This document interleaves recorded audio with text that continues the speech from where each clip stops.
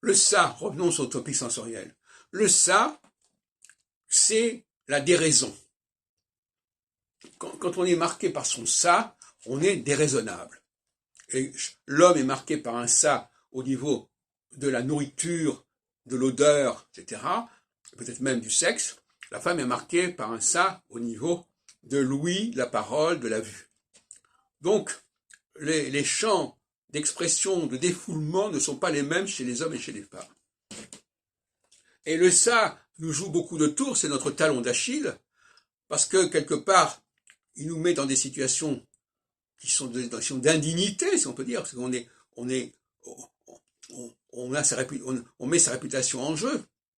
Que l'on soit pointé du doigt pour avoir dit des propos aberrants, ou pointé du doigt parce qu'on n'a pas été habillé correctement, ou qu'on a des habits qui ne sont pas assez propres, c'est toujours c'est un forme de déshonneur. Le ça apporte du déshonneur aux personnes concernées.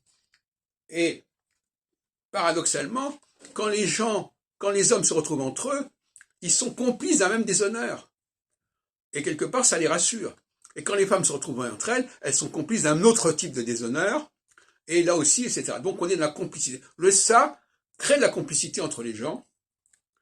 Le surmoi aussi d'ailleurs, d'une certaine manière.